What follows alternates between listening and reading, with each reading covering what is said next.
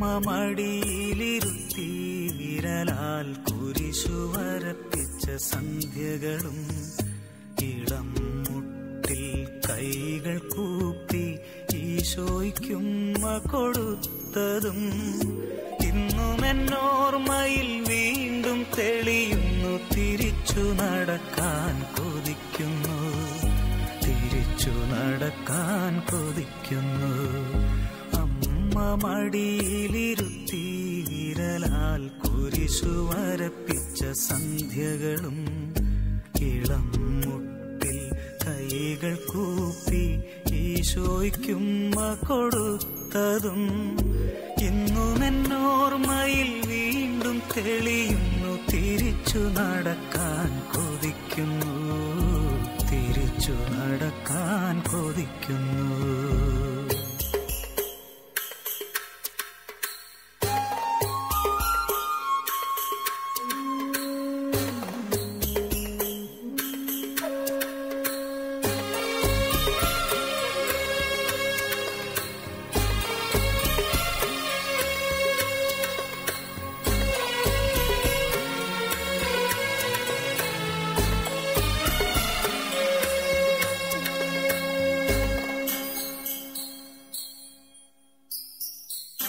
തൂവെള്ള വസ്ത്രവും മുടിയും ചാർത്തി പുലരിതൻ പൂക്കളും കൈകളിലേന്തി.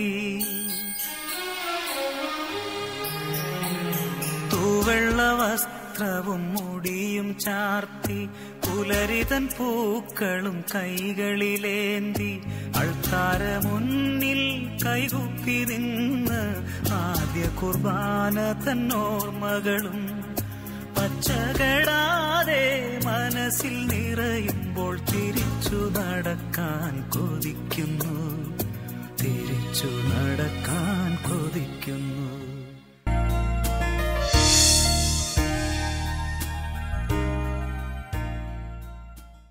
വിശുദ്ധ കുർബാനയായി ഈശോയുടെ മുമ്പിൽ നമ്മളെ തന്നെ സമർപ്പിച്ചുകൊണ്ട് നമുക്ക് അവിടുത്തെ ആരാധിച്ച് സ്തുതിച്ച് പ്രാർത്ഥിക്കാം. നല്ല ഈശോയുടെ സാന്നിധ്യത്തിന് മുമ്പിലാണ് നമ്മളായിരിക്കുന്നത്. ഇപ്പോൾ ഈ നിമിഷം കർത്താവിനെ ആരാധിക്കുവാനും സ്തുതിക്കുവാനും നന്ദി പറഞ്ഞ് മഹത്വപ്പെടുത്തുവാനും ദൈവം തരുന്ന ഭാഗ്യത്തെ ഓർത്ത് കർത്താവിനെ നമുക്കൊന്നു ചേർന്ന് മഹത്വപ്പെടുത്തി പ്രാർത്ഥിക്കാം. കരങ്ങൾ തുറന്നു പിടിച്ച് നല്ല ഈശോയുടെ സാന്നിധ്യത്തിന് മുമ്പിൽ നമ്മളെ തന്നെ സമർപ്പിച്ച് നമുക്കിങ്ങനെ പ്രാർത്ഥിക്കാം. കർത്താവായ ഈശോയെ, ഞങ്ങൾ അങ്ങയെ ആരാധിക്കുന്നു, ഞങ്ങൾ അങ്ങയെ സ്തുതിക്കുന്നു. ഓരോ നിമിഷവും അങ്ങ് നൽകിക്കൊണ്ടിരിക്കുന്ന എല്ലാ നന്മകൾക്കുമായി ഞങ്ങൾ അങ്ങയോട് നന്ദി പറയുന്നു. വിശുദ്ധ കുർബാനയായി ഞങ്ങളുടെ കൂടെയുള്ള കർത്താവായ ദൈവമേ, ഞങ്ങൾ അങ്ങയെ മഹത്വപ്പെടുത്തുന്നു. നല്ല ഈശോയെ, ഞങ്ങൾ ഒന്ന് ചേർന്ന് അങ്ങയെ സ്തുതിക്കുന്നു. കരങ്ങൾ ഉയർത്തി നമുക്ക് ഒന്നിച്ച് സ്തുതിച്ച് മഹത്വപ്പെടുത്താൻ കർത്താവിനെ. ഹല്ലേലൂയ, ഹല്ലേലൂയ, ഹല്ലേലൂയ, ഹല്ലേലൂയ. യേശുവേ സ്തുതി, യേശുവേ സ്തുതി, യേശുവേ സ്തുതി, യേശുവേ സ്തുതി. ഹല്ലേലൂയ, ഹല്ലേലൂയ, ഹല്ലേലൂയ, ഹല്ലേലൂയ, ഹല്ലേലൂയ, ഹല്ലേലൂയ, ഹല്ലേലൂയ, ഹല്ലേലൂയ, ഹല്ലേലൂയ, ഹല്ലേലൂയ, ഹല്ലേലൂയ. യേശുവേ സ്തുതി, യേശുവേ സ്തുതി, യേശുവേ സ്തുതി, യേശുവേ സ്തുതി. ഹല്ലേലൂയ, ഹല്ലേലൂയ, ഹല്ലേലൂയ. നല്ല തമ്പുരാനെ സ്തുതിച്ച് പ്രാർത്ഥിക്കുന്ന ഈ നിമിഷം ദൈവത്തിൻ്റെ വചനം കേൾക്കുവാനായി നമുക്ക് നമ്മളെ തന്നെ ഒരുക്കാം. പ്രിയപ്പെട്ടവരെ, ഇന്ന് നിങ്ങൾക്കായി ഞാൻ പങ്കുവയ്ക്കുന്ന വചനം വിശുദ്ധ ലൂക്ക അറിയിച്ച സുവിശേഷത്തിൻ്റെ 21-ാമത്തെ അധ്യായത്തിൻ്റെ 34-ാം തിരുവചനമാണ്. വചനം നമ്മൾ ഒന്നിച്ചേർന്ന് വായിച്ച് ധ്യാനിക്കുന്നു. ലൂക്ക സുവിശേഷത്തിൻ്റെ 21-ാമത്തെ അധ്യായത്തിൻ്റെ 34-ാം വചനം എന്ന് പറയുന്നത് മനുഷ്യപുത്രൻ്റെ ആഗമനത്തിന് വേണ്ടി ഒരുങ്ങുവാനായും ഈശോ ശിഷ്യന്മാരോട് ആവശ്യപ്പെടുന്നതാണ്. ഇങ്ങനെ വായിക്കാം. സുഖലോലുപത മദ്യാസക്തി, ജീവിത വ്യഗ്രത എന്നിവയാൽ നിങ്ങളുടെ മനസ്സ് ദുർബലമാവുകയും ആ ദിവസം ഒരു കെണി പോലെ പെട്ടെന്ന് നിങ്ങളുടെ മേൽ വന്ന് വീഴുകയും ചെയ്യാതിരിക്കാൻ ശ്രദ്ധിക്കുവിൻ. എന്തെന്നാൽ ഭൂമുഖത്ത് ജീവിക്കുന്ന എല്ലാവരുടെ മേലും അത് നിപതിക്കും. സംഭവിക്കാനിരിക്കുന്ന ഇവയിൽ നിന്നെല്ലാം രക്ഷപ്പെട്ട് മനുഷ്യപുത്രൻ്റെ മുമ്പിൽ പ്രത്യക്ഷപ്പെടാൻ വേണ്ടത്ര കരുത്ത് ലഭിക്കുവാൻ സദാ പ്രാർത്ഥിച്ചുകൊണ്ട് ജാഗരൂകരായിരിക്കുവിൻ. Hallelujah, hallelujah. പ്രിയപ്പെട്ടവരെ, ഈശോ തൻ്റെ രണ്ടാമത്തെ ആഗമനത്തിനായി എപ്പോഴും കരുതലോടെ ജാഗ്രതയോടെ തൻ്റെ ജനം ഒരുങ്ങിയിരിക്കണം എന്ന് സൂചിപ്പിക്കാനാണ് ഈ വചനം സൂചിപ്പിച്ചത്. ഇവിടെ പറഞ്ഞു വെക്കുന്നു, മനുഷ്യപുത്രൻ്റെ മുമ്പിൽ പ്രത്യക്ഷപ്പെടാൻ വേണ്ടത്ര കരുത്ത് ലഭിക്കാനാണ്. അതായത് നമ്മളൊരു യാത്രയിലാണ്. ഈ യാത്രയിൽ നമ്മൾ എത്തിച്ചേരേണ്ട സ്ഥലം മനുഷ്യപുത്രൻ്റെ മുമ്പിലാണ്. ഈ മനുഷ്യപുത്രൻ്റെ മുമ്പിൽ എത്തിച്ചേരാൻ നമുക്ക് സാധിക്കണം. ഇല്ലെങ്കിൽ ഈ യാത്ര കൊണ്ട് യാതൊരു ഫലവുമില്ല. നമ്മൾ വളരെ ആഗ്രഹത്തോടെ പുറപ്പെട്ടതായിരിക്കാം, ഒരുപാട് ദൂരം യാത്ര ചെയ്ത് കാണുമായിരിക്കും, ഈ യാത്രയിൽ ഒരുപാട് കഷ്ടപ്പാട് അനുഭവിച്ചിട്ടുണ്ടാകാം. പക്ഷേ മനുഷ്യപുത്രൻ്റെ മുമ്പിൽ എത്താൻ കഴിഞ്ഞില്ലെങ്കിൽ പിന്നെ ഈ യാത്രയ്ക്ക് യാതൊരു അർത്ഥവുമില്ല. എങ്കിൽ ആധ്യാത്മിക ജീവിതം എന്ന് പറഞ്ഞു വെക്കുന്നത് ഒരു യാത്രയാണ്. നമ്മൾ ചിലപ്പോൾ കേട്ടിട്ടുള്ള ഒരു പഴയ പാട്ടുകൾ ഇന്നില്ലേ, സ്വർഗനാട്ടിലൻ പ്രിയൻ തീർത്തിടും, സ്വന്തം വീട്ടിൽ ചേർന്നിടുവാൻ, മമനാഥനെ ഒന്ന് കാണുവാൻ ആശയോടെ ഞാൻ കാത്തിരിക്കുന്നുവെന്നും. അതായത് സ്വർഗരാജ്യം ലക്ഷ്യമാക്കിയുള്ള യാത്രയാണിത്. ഈ യാത്ര എന്തിനാണ്? മമനാഥനെ ഒന്ന് കാണുവാനാണ്. ആ കാണാനുള്ള യാത്രയിൽ നമ്മൾ വളരെ ജാഗ്രതയോടെ മുന്നോട്ട് പോകണം എന്നാണ് തമ്പുരാൻ കർത്താവ് നമ്മളെ ഓർമ്മിപ്പിക്കുന്നത്. ഹല്ലേലൂയ. പ്രത്യേകമായി ഓർത്തു വെക്കേണ്ട പാഠം, ഈ യാത്രക്കിടയ്ക്ക് ചില കെണികളുണ്ട്, ചില കുഴികളുണ്ട്. കെണി എന്ന് പറഞ്ഞു വെച്ചാൽ അർത്ഥം നമുക്കറിയാം. കെണി എന്ന വാക്കിൻ്റെ അർത്ഥം പുറമേ കാണുമ്പോൾ മനോഹരം, അടുക്കുമ്പോൾ അപകടമെന്നാണ്. ഒരു കെണിയും പുറമേ കണ്ടാൽ അപകടമാണെന്ന് തോന്നുകയില്ല. ഒരു കെണിയും ദൂരെ നിന്ന് നോക്കുമ്പോൾ ആപത്താണെന്ന് തിരിച്ചറിയുകയുമില്ല. പക്ഷേ അടുത്ത് കഴിയുമ്പോഴാണ്, അതിലേക്ക് കയറി കഴിയുമ്പോഴാണ് പുറമേ കാണുന്ന വശ്യതയ്ക്കപ്പുറത്ത് ഇതിൻ്റെ അകത്ത് വലിയൊരു അബദ്ധമുണ്ട്, വലിയ ദുരന്തമുണ്ട് എന്ന് തിരിച്ചറിയാം. തിരിച്ചറിയുമ്പോഴേക്കും നമ്മളത് പെട്ട് കഴിഞ്ഞിരിക്കും. അതുകൊണ്ട് നേരത്തെ തന്നെ ഈ ലക്ഷണങ്ങൾ കാണുമ്പോൾ തന്നെ ഇത് അപകടമാണെന്ന് തിരിച്ചറിഞ്ഞ് മാറിയാൽ മാത്രമേ ഈ കുഴിയിൽ വീഴാതെ നമുക്ക് സ്വർഗത്തിൽ എത്താൻ സാധിക്കുകയുള്ളൂ എന്നാണ് യേശുക്രിസ്തു നമ്മെ പഠിപ്പിക്കുന്നത്. ഹല്ലേലൂയ. പ്രിയപ്പെട്ടവരെ, ഞാൻ ഓർക്കും, ഞങ്ങളുടെ ഈ മലബാറിൽ അല്ലെങ്കിൽ ഹൈ റേഞ്ചിൽ വയനാട്ടിലൊക്കെ പല സ്ഥലങ്ങളിലും ആനക്കുഴി എന്ന് പേരുള്ള സ്ഥലങ്ങളുണ്ട്. ഒരിക്കൽ ഞാനൊരു യാത്രാമധ്യേ ഇങ്ങനൊരു സ്ഥലത്തെത്തി. എൻ്റെ പേര് ചോദിച്ചപ്പോഴാണ് ആനക്കുഴി എന്ന് പറഞ്ഞത്. ഞാൻ ചോദിച്ചു, എന്തുകൊണ്ടാണ് ഈ സ്ഥലത്തിന് ആനക്കുഴി എന്ന് പേര് വന്നത്? സാധാരണ നിലയിൽ നമുക്കറിയാം, കേരളത്തിലെ മിക്കവാറും സ്ഥലങ്ങൾക്ക് ആ പേര് വരുന്നതിന് പുറകിൽ ഒരു കഥയുണ്ടാകും. അപ്പോൾ ഈ കഥ എന്താണെന്ന് അറിയാൻ വേണ്ടി ഞാൻ ചോദിച്ചത്. അപ്പോൾ അവിടുത്തെ പ്രായമായ കാർന്നൂറുണ്ട് പറഞ്ഞു, അച്ഛാ, പണ്ട് കാലത്തൊക്കെ കാട്ടിൽ നിന്നൊക്കെ ആന ഇറങ്ങി ഈ സ്ഥലമൊക്കെ നശിപ്പിക്കുമായിരുന്നു. ഇപ്പം ആന വരാറില്ല. അപ്പം ഞാൻ ചോദിച്ചു, ആന എങ്ങനെയാണ് നിങ്ങൾ തടഞ്ഞത്? ആരംഭഘട്ടത്തിലൊക്കെ ആന വരുമ്പോൾ വലിയ ഒച്ച ഉണ്ടാക്കി പാട്ടയൊക്കെ കെട്ടി ഇങ്ങനെ കൊട്ടിയൊക്കെ ഒച്ച ഉണ്ടാക്കുമ്പോൾ ആന പേടിച്ചു പോകും. കുറച്ച് കഴിഞ്ഞപ്പോൾ ഈ പാട്ട കൊട്ടുന്നത് ഒച്ച ഉണ്ടാക്കുന്നതും കേട്ടപ്പോൾ ആനയ്ക്ക് മനസ്സിലായി ഇത് ഇത്രയേ ഉള്ളതെന്ന് മനസ്സിലായി. ആന പിന്നെയും വരും. അപ്പോൾ രണ്ടാമത്തെ ആയുധം എടുത്തു. അത് പടക്കമൊക്കെ പൊട്ടിക്കാമെന്നാണ്. വലിയ പടക്കമൊക്കെ പൊട്ടിച്ച് ആന ഓടിക്കാൻ നോക്കി. കുറച്ച് ദിവസം ഈ പടക്കം കേട്ട് ആന പേടിച്ച് വന്നില്ല. പിന്നെ ആന അതേ വഴിക്ക് വരാൻ തുടങ്ങി. വരുമ്പോഴൊക്കെ കൃഷി നശിപ്പിക്കും. അവർ നെട്ടിരിക്കുന്ന തെങ്ങിൻ തൈ പറിക്കും, കവുങ്ങിൻ തൈ പറിക്കും, ചിലപ്പോൾ റബ്ബർ ഓടിക്കും, വാഴ നശിപ്പിക്കും. ഈ പാവപ്പെട്ട കർഷകർ ചിന്തിച്ചു, എങ്ങനെ ആനയെ ഓടിക്കാൻ പറ്റും? ആരോ പറഞ്ഞു ആനയെ വെടിവെക്കാമെന്ന്. ആന വെടിവെച്ച വലിയ കേസാണ്, വലിയ പുലിവാലാണ്, ആകെ പ്രശ്നം. പിന്നെ എങ്ങനെ രക്ഷിക്കാൻ പറ്റി കൃഷിയെ? സാധാരണ ബുദ്ധിയിൽ അവർ കണ്ടെത്തിയൊരു മാർഗമുണ്ട്. ആന എന്നും വരുന്ന വഴിക്ക് ആനച്ചാൽ എന്നാ പറയുമോ, ആന വരുന്ന സ്ഥിരം വഴിക്കായിരിക്കും. ഈ ആന വരുന്ന വഴിക്ക് ഒരു വലിയ കുഴിയുണ്ടാക്കി, കിണർ പോലൊരു കുഴിയുണ്ടാക്കി. ഈ കുഴിയുണ്ടാക്കി ഈ കുഴിക്ക് മുകളിൽ അവരിങ്ങനെ കമ്പും കോലെല്ലാം വെച്ചൊരു നെറ്റ് പോലെ ഉണ്ടാക്കി. ഈ നെറ്റിൻ്റെ മുകളിലേക്ക് കുറേ ചപ്പും ചവറും ഇലയൊക്കെ വാരിയിട്ടു. വാരിട്ട് കഴിയുമ്പം ഈ കുഴി മൂടിയത് പോലെയാണ്. 6 അടി താഴ്ചയുള്ള കുഴിയാണ്, കിണറിൻ്റെ വട്ടമുള്ള കുഴിയാണ്. ഈ കുഴിയാണ് ഇങ്ങനെ കമ്പും കോല് വെച്ച് നെറ്റുണ്ടാക്കി മൂടി. എന്നിട്ട് അതിൻ്റെ മുകളിലേക്ക് കുറേ മണ്ണും കൂടെ വാരിയിട്ടു.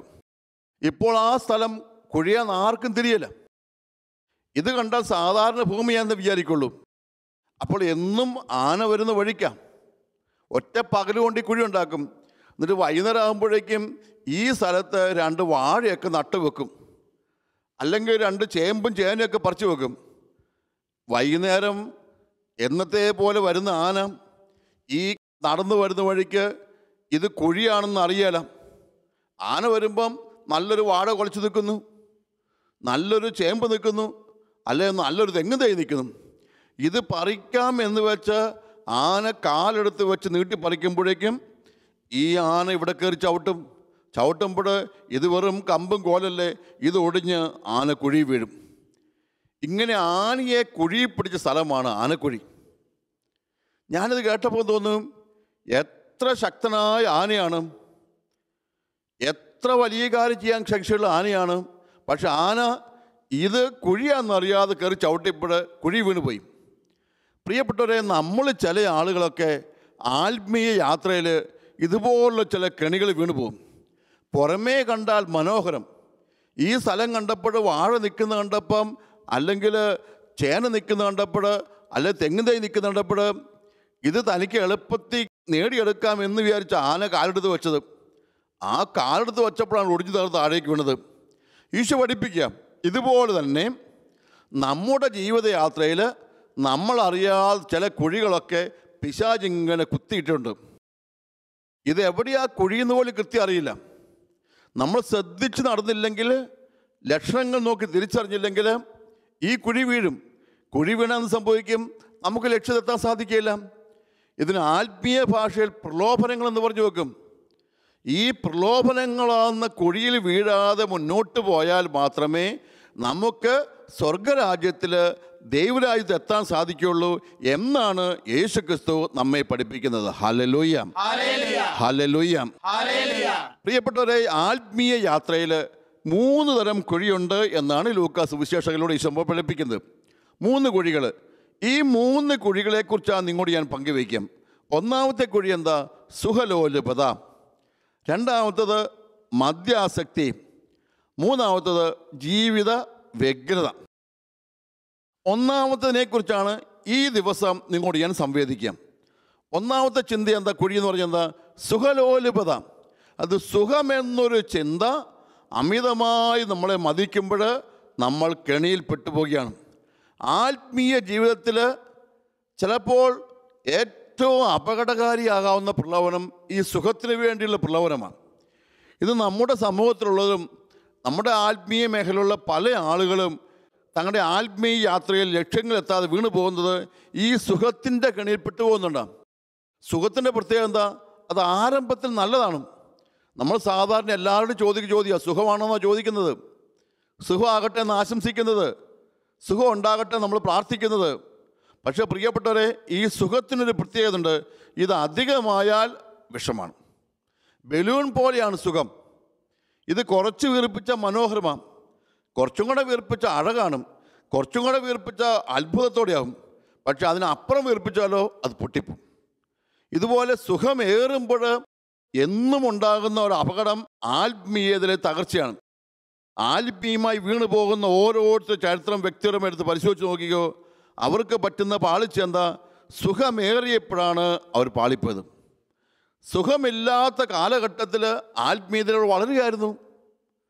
സുഖത്തിൻ്റെ പുറകിൽ ഒരുപാട് വ്യഗ്രതപ്പെട്ടപ്പോൾ, സുഖമാകാനുള്ള വ്യഗ്രതയിൽ മനസ്സ് വ്യയം ചെയ്തപ്പോൾ അവർ ആത്മീയതയിൽ പുറകോട്ട് പോയി, പ്രാർത്ഥനയിൽ പുറകോട്ട് പോയി, ഉപവാസത്തിൽ പുറകോട്ട് പോയി, ബൈബിൾ വായനയെ പുറകോട്ട് പോയി, ത്യാഗങ്ങളിൽ പുറകോട്ട് പോയപ്പോൾ അവർ ലക്ഷ്യത്തിലെത്തിയില്ല. ആത്മീയമായി പരിശ്രമിക്കുന്ന പല ആളുകൾക്കും ലക്ഷ്യത്തിലെത്താൻ പറ്റാതെ പോകുന്നത് ഈ കെണിപ്പെട്ടു പോകുന്നതുകൊണ്ടാണ്. സുഖത്തിന് വേണ്ടിയുള്ള വ്യഗ്രത മനസ്സിനെ മതിക്കും. സുഖമാകണ്ടേ എന്നൊരു ചിന്ത മനസ്സിനെ മതിക്കുമ്പോൾ അത് നമ്മളെ പുറകോട്ടാണ് നയിക്കുന്നത് എന്ന് ചിന്തിക്കണം. നമ്മുടെ ഗ്രാമങ്ങളിലെ സാധാരണ വീടുകളിൽ ഓർത്ത് നോക്കുകയും, മുട്ടുകുത്തി കുരിശ് വരയ്ക്കുമ്പോൾ സാധാരണ നമ്മൾ ഉറങ്ങില്ല. ഇപ്പോൾ ജപമാല ചെല്ലുകയാണ്, നമ്മൾ മുട്ടുകുത്തി കുരിശ് വരയ്ക്കുകയാണോ, സാധാരണ നമ്മൾ ഒച്ച ചെല്ലിയെന്നും വരും, പ്രാർത്ഥന മുന്നോട്ട് പോയെന്ന് വരും. മറിച്ച് മുട്ടുകുത്താൻ വിഷമമാണ് എന്ന് വെച്ച് നമ്മൾ നീ ഇങ്ങനെ ചിന്തിച്ച് നടക്കുക, മുഴുവൻ നേരം മുട്ടുകുത്താൻ പറ്റില്ല. എന്നൊരു കാര്യം ചെയ്യാം, 2 രഹസ്യം ഇരുന്നേക്കാന്ന് വെച്ചെങ്കിലോ ആ 2 രഹസ്യം സ്വസ്ഥമായിരിക്കും. ഇരുന്നാലും ചെല്ലാലോ. പിശാച് നമ്മുടെ തലയിൽ പറയും, 5 രഹസ്യം മുട്ടുകുത്തണം നിർബന്ധം ഇരിക്കുന്നത്, നീ കൊന്തയില്ല പോരെ. നമ്മൾ പറയും ശരിയാ. പക്ഷേ 2 രഹസ്യം ഇരുന്ന് ചൊല്ലിക്കഴിയുമ്പോഴായിരിക്കും, 2 ദിവസം കഴിയുമ്പോഴായിരിക്കും നോക്കുന്നത്, ആ കാലൊന്ന് നീട്ടി വെച്ചാലോ, ഇരിക്കുമ്പോൾ നീട്ടി വെച്ചിരുന്നാൽ കുഴപ്പമില്ലാണ്ട് ഇരിക്കാമല്ലോ എന്ന് വിചാരിക്കും. വീണ്ടും പിശാച് നമ്മുടെ തലയിൽ പറയും, കാല് നീട്ടി വെക്കരുതെന്ന് ബൈബിളിൽ എവിടെയും പറഞ്ഞിട്ടില്ലല്ലോ. കാല് നീട്ടി വെച്ചാൽ കൊന്തയില്ല പോരെ. നമ്മൾ കാല് നീട്ടി വെക്കും. നീട്ടി വെച്ച് ഒരാഴ്ച ചൊല്ലിക്കഴിയുമ്പോഴായിരിക്കും പിശാച് അടുത്ത ചിന്ത നമ്മൾ പറഞ്ഞു വെക്കുന്നത്, ആ ഭിത്തിയിലൊന്ന് ചാരി ഇരുന്നാലോ എന്നും. ഭിത്തിയെ ചാരി ഇരുന്നാൽ കുഴപ്പമൊന്നുമില്ലോ, കൊന്തയില്ല പോരെ. നമ്മൾ ഭിത്തിയെ ചാരി ഇരിക്കും. ചാരി ഇരുന്ന് ചൊല്ലിക്കഴിയുമ്പോഴായിരിക്കും കുറച്ച് ദിവസം കഴിഞ്ഞ് പിശാച് അടുത്ത ചിന്ത നമ്മൾ പറയുന്നത്, കുറച്ചും കൂടെ ചെരിഞ്ഞിരിക്കുവാണെങ്കിൽ നടുവേദനയില്ലാതിരിക്കുമല്ലോ എന്ന്. കുറച്ചും കൂടെ ചെരിഞ്ഞിരുന്നു, ചാഞ്ഞിരുന്നു, എന്താ സംഭവിക്കുക നമുക്കറിയാം. അടുത്ത സ്റ്റെപ്പ് എന്താ, നമ്മൾ ഉറങ്ങാൻ തുടങ്ങും. ചാഞ്ഞിരുന്ന് ചെരിഞ്ഞിരുന്ന് കാലൊക്കെ നീട്ടി വെച്ച് സുഖമായിരുന്നു കഴിയുമ്പോൾ നമ്മൾ ഉറങ്ങും, നമ്മുടെ ജപമാല മുടങ്ങും. അപ്പോൾ ജപമാല മുടങ്ങാൻ പിശാച് കണ്ടെത്തിയ സൂത്രപ്പണി എന്താ, നമ്മോട് സുഖത്തോടെ ഇരിക്കണ്ടേ എന്നൊരു പ്രലോഭനം തന്നു. ഈ സുഖത്തിന് വേണ്ടിയുള്ള വ്യഗ്രത നമ്മുടെ ആത്മീയ ജീവിതത്തെ തകർത്ത് കളഞ്ഞു. ഉപവാസത്തിൻ്റെ കരുത്ത് കുറഞ്ഞു, ത്യാഗത്തിൻ്റെ കരുത്ത് കഴിഞ്ഞു, മുട്ടുകുത്തുന്നതിൻ്റെ കരുത്ത് കുറഞ്ഞു. അപ്പോൾ സംഭവിക്കുന്ന അപകടം എന്ന് പറയുന്നത് നമ്മൾ ഭൗതികതയിലേക്ക് പതുക്കെ പതുക്കെ മാഞ്ഞു പോയി എന്നുള്ളതാണ്. സുഖലോലുപത ഒരു കെണിയം എന്നും തിരിച്ചറിയേണ്ട പാഠമാണ്. പിശാച് ഈ കാലഘട്ടത്തിൽ എല്ലാ ആത്മീയ ശുശ്രൂഷകൻ്റെ മുമ്പിൽ ഉയർത്തുന്ന പ്രലോഭനമാണ് സുഖത്തിന് വേണ്ടിയുള്ള പ്രലോഭനം. ആ സുഖം കടന്നു വരുന്നത് പണമായിട്ടായിരിക്കാം, വീടായിട്ടായിരിക്കാം, യാത്രയായിട്ടായിരിക്കാം, വസ്ത്രമായിട്ടായിരിക്കാം. ഈ ഒരു കെണിയിലേക്ക് പെട്ടുപോകാം. യാത്ര ചെയ്യുന്നത് മോശമല്ല, പക്ഷെ എന്നും യാത്ര ആയാലോ അത് നമ്മുടെ ആത്മീയത കളയും. നല്ല വസ്ത്രം ധരിക്കുന്നത് മോശമല്ല, പക്ഷേ വസ്ത്രത്തിന് വേണ്ടി തന്നെ നമ്മൾ സമയം ചെലവഴിക്കുമ്പോഴോ നമ്മുടെ ജീവിതത്തിൻ്റെ ആത്മീയ ശേഷികൾ കുറഞ്ഞുകൊണ്ടിരിക്കാം. ഭക്ഷണം കഴിക്കാം, പക്ഷേ ഭക്ഷണത്തിന് വേണ്ടി ഭക്ഷണമാണ് പ്രധാനപ്പെട്ടത്, ഭക്ഷണത്തിന് വേണ്ടിയുള്ള ജീവിതം ചിന്തിക്കുമ്പോൾ ആത്മീയ കരുത്ത് പോയി. അതുകൊണ്ടാണ് പഴയ ആധ്യാത്മിക പിതാക്കന്മാർ നമ്മോട് ഉപവാസത്തെക്കുറിച്ചും ലാളിത്യത്തെക്കുറിച്ചും ദാരിദ്ര്യത്തെക്കുറിച്ചും നമ്മളെ പഠിപ്പിച്ചത്. സുഖത്തിന് വേണ്ടിയുള്ള അമിതമായ വ്യഗ്രതപ്പെട്ടു പോകുമ്പോൾ നമ്മുടെ ആത്മീയത ചോർന്നു പോകാതിരിക്കാൻ വേണ്ടി അവർ പറഞ്ഞത്, നീ ഉപവാസം എടുക്കണം, നീ തപസ് ചെയ്യണമെന്നൊക്കെ സൂചിപ്പിച്ചത്. പ്രിയപ്പെട്ടവരെ, നമ്മുടെ മുമ്പേ കടന്നുപോയ വിശുദ്ധാത്മാക്കൾ ജീവിതങ്ങൾ എടുത്ത് വായിക്കുമ്പോൾ നമ്മൾ കാണുന്നില്ലേ അവരെത്രമാത്രമാണ് ഈ പ്രലോഭനത്തെ അതിജീവിച്ചതെന്നും. കഴിക്കുന്ന ഭക്ഷണത്തിന് അമിതമായ രുചി വന്ന് അതെന്നിൽ ആസക്തിയായി മാറിയെങ്കിലോ എന്ന് പേടിച്ചിട്ടാണ് അസീസി പുണ്യവാൻ കഴിക്കുന്ന അപ്പത്തിൽ പോലും ചാരം വാരിയിട്ട് കഴിച്ചത്. ചാരം എടുത്തിട്ട് ബ്രെഡിലിട്ട് കഴിക്കുമ്പോൾ ഈ ഭക്ഷണത്തിൻ്റെ രുചി എന്നിൽ കുറയണമെന്ന് ചിന്തിച്ചുകൊണ്ടാണ്. രുചി കൂടിപ്പോയാൽ പിന്നെയും കഴിക്കാൻ തോന്നും, പിന്നെയും കഴിക്കാൻ പോവും, ഭക്ഷണാസക്തി എന്നിൽ വളർന്നെങ്കിലോ എന്ന് വിചാരിച്ച്. പട്ടുവസ്ത്രങ്ങൾ വിൽക്കുന്നവൻ്റെ മകനായിരുന്നു ഫ്രാൻസിസ്. വില കൂടിയ വസ്ത്രങ്ങൾ ധരിക്കണമെന്ന് ശാഠ്യം പിടിക്കുന്നൊരപ്പൻ. പക്ഷേ ആ വസ്ത്രങ്ങൾ ധരിച്ച് പളപളാന്ന് നടക്കുമ്പോൾ, അമിതമായ ആഡംബരങ്ങൾ നടക്കുമ്പോൾ എൻ്റെ ഉള്ളിൽ വളരുന്ന ദൈവികത കത്തിക്കരിഞ്ഞു പോകും, തീർന്നു പോകുമെന്ന് പേടിച്ചിട്ടാണ് ചാക്കൊടുത്തുകൊണ്ട് പുണ്യവാളൻ പുറത്തിറങ്ങുന്നത്. വസ്ത്രം ധരിക്കരുന്നല്ല, ഈ വസ്ത്രത്തിൻ്റെ ധാരാളിത്വവും ആഡംബരവും ആകർഷകതയും തൻ്റെ ഉള്ളിലുള്ള ദൈവീയ അഗ്നിയെ കെടുത്തിക്കളയുമെന്ന് പേടിച്ചുകൊണ്ടാണ് അദ്ദേഹം ലാളിത്യത്തിൻ്റെ വസ്ത്രമായി ചാക്കൊടുത്ത് നടന്നത്. വില കൂടിയ വസ്ത്രം ഊരി വെച്ചത്. ഷൂസും സോക്സ് കൂടാതെ നടക്കാൻ പറ്റാത്ത യൂറോപ്പിൽ തണുപ്പുള്ള കാലഘട്ടത്തിൽ ഈ അമിതമായ ചൂടിന് വേണ്ടിയുള്ള വ്യഗ്രത ഉണ്ടായിക്കഴിഞ്ഞാൽ മനസ്സിലെ ആത്മീയത നശിച്ചു പോകുമെന്ന് അറിയാവുന്നതുകൊണ്ട് അദ്ദേഹം നഗ്നപാതനായി നടന്നത്. അങ്ങനെ നഗ്നപാതനായി നടന്നും ചാക്കൊടുത്ത് നടന്നും ഉപവാസം എടുത്ത് നടന്നപ്പോഴാണ് വിശുദ്ധനായ ഫ്രാൻസിസിലേക്ക് വളർന്നത്. അതായത് ആത്മീയത കരുത്ത് പ്രാപിച്ചത് ധാരാളിത്തം കൊണ്ടല്ല, സുഖങ്ങൾ കൊണ്ടല്ല, മറിച്ച് ലാളിത്യം കൊണ്ടും ദാരിദ്ര്യം കൊണ്ടുമാണ്. പ്രിയപ്പെട്ടവരെ, ഇന്ന് നമ്മളീ പല ആളുകളുടെ ജീവിതത്തിലും ആത്മീയത വളരാത്തതിൻ്റെ കാരണം നമുക്ക് ഈ ദാരിദ്ര്യത്തിൻ്റെയും ഈ ലാളിത്യത്തിൻ്റെയും ഈ ഉപവാസത്തിൻ്റെയും ചൈതന്യമില്ലാത്തത് കൊണ്ടാണ്. എവിടെയോ നമ്മളെ ഇന്ന് പിശാച് വലിയ ആഡംബരങ്ങളുടെയും സുഖങ്ങളുടെയും കെണിയിലങ്ങ് വീഴ്ത്തുക. എല്ലാ തലങ്ങളിലും ഈ ഒരു തിന്മയുടെ സ്വാധീനം കടന്നു വന്നിട്ടുണ്ട്. പിശാചിൻ്റെതായ ദൗത്യം തുടരുന്ന അങ്ങനെയാണ്. എപ്പോഴും നമ്മളെ തെറ്റായ വഴിയിലേക്ക് പെട്ടെന്ന് കൊണ്ട് ചാടിക്കുകയല്ല, മറിച്ച് അറിയാണ്ട് നമ്മളങ്ങ് പെട്ടുപോവുകയാണ്. ഏതൻ തോട്ടത്തിൽ വെച്ച് തുടങ്ങിയതാണ് ഈ തട്ടിപ്പ്.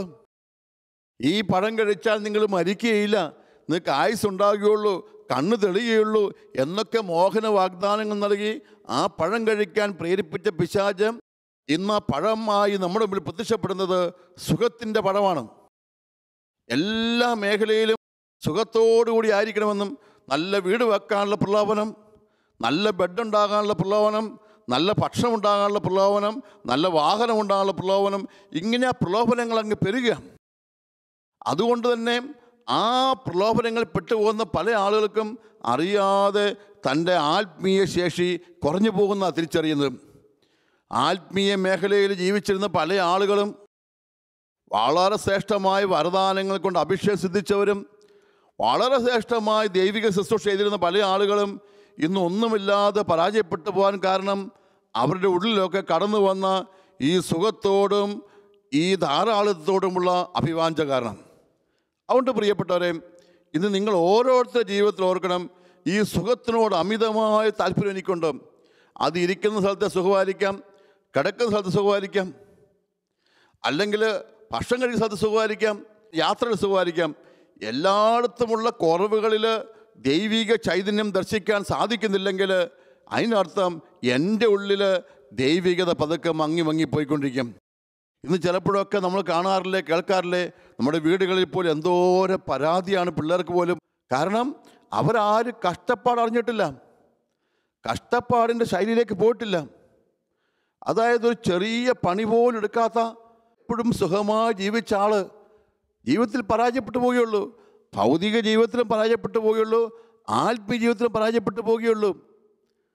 ചില വ്യക്തികളിലും ചില കുടുംബങ്ങളിലൊക്കെ ആത്മീയതയുടെ സൗന്ദര്യമില്ലാതെ പോകുന്നത് അമിതമായ സുഖത്തിൽ വന്ന ആൾക്കാരുടെ അപക്വത കൊണ്ട് തന്നെയാണ്. ഇന്ന് നമ്മുടെ പല കുടുംബങ്ങളിലും നമ്മൾ കാണുന്നില്ലേ, കല്യാണം കഴിച്ചു വന്ന പല പെൺകുട്ടികളും പലപ്പോഴും പിണങ്ങിപ്പോകുന്നതും വേറെ താമസിക്കുന്ന ശാഠ്യം പിടിക്കുന്നതും കെട്ടിയവനുമായി വീട് വാടകയ്ക്കെടുത്ത് പോകുന്നതും. കാരണം വീട്ടിലെല്ലാവർക്കും ഭക്ഷണം ഉണ്ടാക്കാൻ എന്നെക്കൊണ്ട് പറ്റിയല്ല, വീട് മുഴുവൻ അടിച്ചു പറയാൻ എന്നെക്കൊണ്ട് പറ്റിയല്ല, എല്ലാവരുടെ എല്ലാ കാര്യം നോക്കാൻ എന്നെക്കൊണ്ട് പറ്റിയല്ല. അതായത് കഷ്ടപ്പെടാൻ തയ്യാറല്ല, എനിക്കെൻ്റെ സുഖം മതി. ചിലപ്പോഴൊക്കെ ഞാൻ ഈ കാലഘട്ടത്തിൽ ചില പെൺകുട്ടികളെ കാണുമ്പോൾ അത്ഭുതത്തെ ഓർക്കാറുണ്ട്. ഒന്ന് മുറ്റമടിക്കാൻ പോലും അറിയാൻ വയ്യാത്ത ഒത്തിരി പേരെ കാണുന്നു, ഒരു അടുക്കളപ്പണി എടുക്കാൻ അറിയാത്ത ഒത്തിരി പേരെ കാണുന്നു. അല്ലെങ്കിൽ ഒരു കുഞ്ഞു കാര്യം, ഒരു ഷർട്ട് തേക്കാനോ ഒരു തുണി തേക്കാനോ പോലും അറിയാൻ വയ്യാത്ത ഒത്തിരി പേര്. അതായത് അവരങ്ങനെ പരിശീലിപ്പിച്ചിട്ടില്ല, അവരങ്ങനെ പരിശീലിച്ചിട്ടുമില്ല, വീട്ടിൽ നിന്ന് പരിശീലനം കൊടുത്തിട്ടുമില്ല, ചെയ്തിട്ടുമില്ല. എന്ത് സംഭവിക്കും? ഇവർ വിവാഹം കഴിച്ച് വീട്ടിൽ ചെന്ന് കഴിയുമ്പോൾ ഇവർ ഈ പണിയൊന്നും എടുക്കാതെ വരുമ്പോൾ തീർച്ചയായും ആ വീട്ടിലെ അമ്മ അവരോട് വഴക്കുണ്ടാക്കും. പ്രത്യേകിച്ച് ഞങ്ങളുടെ മലബാർ പശ്ചാത്തലമാണെങ്കിൽ ഒരു പണിയെടുക്കാത്ത പെണ്ണിനെ അമ്മായിമ്മ തീർച്ചയായും വഴക്ക് പറയും, കുറ്റപ്പെടുത്തും. അവൾ പറയും, അമ്മയ്ക്ക് എന്നോട് ഇഷ്ടമില്ല, എനിക്കിവിടെ നിൽക്കാൻ പറ്റില്ല, ഞാൻ എൻ്റെ വീട്ടിൽ പോവാ, പിണങ്ങിപ്പിരിഞ്ഞു പോകും. ഒരു കുടുംബം തകരാൻ കാരണം എന്താ? ഈ പെണ്ണും ചരക്കും നമ്മൾ ഇഷ്ടക്കുറവിൻ്റെ അല്ല പ്രശ്നം, മറിച്ച് അവിടെ ബേസിക് പ്രശ്നം എന്ന് പറയുന്നത് എന്നും സുഖം തേടുന്ന പെണ്ണ് ഒരു ചെറിയ ത്യാഗം പോലും അനുഭവിക്കാൻ തയ്യാറായില്ല എന്നുള്ളതാണ്.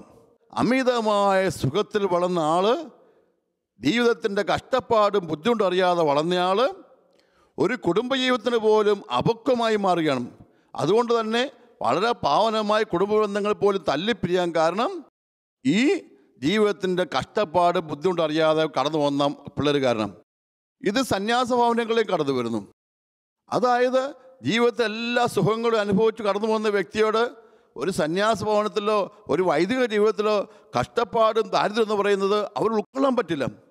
അപ്പോഴേ അവർ ഇട്ടെറിഞ്ഞിട്ട് പോകുന്ന നിമിഷം ഉണ്ടാകും. ഒരു വഴക്ക് കേൾക്കേണ്ടി വരുമ്പോൾ, ഒരു ആരോപണം കേൾക്കേണ്ടി വരുമ്പോൾ, ഒരു കുറവുണ്ടാകുമ്പോൾ, താമസിക്കുന്ന സ്ഥലത്ത് അസൗകര്യങ്ങൾ ഉണ്ടാകുമ്പോൾ എനിക്കിതൊന്നും പറ്റുകയില്ല എന്ന് പറഞ്ഞ് തിരിഞ്ഞോടുന്നവരുടെ മുഴുവൻ പ്രശ്നം എന്താ? അവർ ഈ സുഖത്തിൻ്റെ ആത്മാവിനെയാണ് ഭരിച്ചിരിക്കുന്നത്. പ്രിയപ്പെട്ടവരെ, സുഖം നമുക്ക് വേണം, സുഖമായി ജീവിക്കണം. പക്ഷേ സുഖം ഒരു കെണിയാണ്. സുഖത്തിൻ്റെ കെണിയിൽ പെട്ടുപോയാൽ ആത്മീയതയുടെ ലക്ഷ്യസ്ഥാനം നമ്മൾ എത്താൻ പറ്റുകയില്ല. അതുകൊണ്ട് സ്വർഗനാഥനെ കാണാനുള്ള യാത്രയിൽ നമ്മൾ വീണു പോകുന്ന ഈ ഒന്നാമത്തെ കെണി മനസ്സിൽ ജാഗ്രതയോടെ സൂക്ഷിക്കണം. നമ്മൾ അത് വീഴാതിരിക്കാൻ വേണ്ടി വളരെ താല്പര്യപൂർവ്വം കർത്താവിൻ്റെ കരുത്തിലും ശക്തിയിലും നമ്മൾ ആശ്രയിക്കുകയും ചെയ്യണം. ഹല്ലേലൂയ. നമുക്കിങ്ങനെ പ്രാർത്ഥിക്കാം. പ്രിയപ്പെട്ടവരെ, വചനം കേൾക്കുന്നവരും കാണുന്നവരെ മുഴുവൻ ആളുകളും കരങ്ങൾ തുറന്നു പിടിച്ചും കരങ്ങൾ ഉയർത്തി ഇങ്ങനെ പ്രാർത്ഥിക്കാം. കർത്താവായ ദൈവമേ, അങ്ങേ കാണുവാനുള്ള ഈ തീർത്ഥയാത്രയിൽ എൻ്റെ കൈ പിടിക്കണമേ. എൻ്റെ വഴിയാത്രയിൽ പ്രലോഭനങ്ങൾ വീണു പോകാതിരിക്കുവാൻ അങ്ങനെ ശക്തിപ്പെടുത്തണമേ. Hallelujah, hallelujah. സുഖലോലുപതയുടെ കെണികളിൽ വീഴാതെ, കുഴികളിൽ വീഴാതെ അങ്ങേ വീട്ടിലെത്തുവാൻ എന്നെ നടത്തണമേ. എൻ്റെ കർത്താവേ, എൻ്റെ ജീവിതത്തിൽ ആത്മീയമായി എന്നെ വളർത്തണമേ. ആത്മീയ കരുത്ത് നൽകി എന്നെ നയിക്കണമേ. പരിശുദ്ധാത്മാവിലൂടെ ദൈവിക ഭവനത്തിലേക്ക് എന്നെ നയിക്കണമേ. ഹല്ലേലൂയ, ഹല്ലേലൂയ, ഹല്ലേലൂയ, ഹല്ലേലൂയ, ഹല്ലേലൂയ.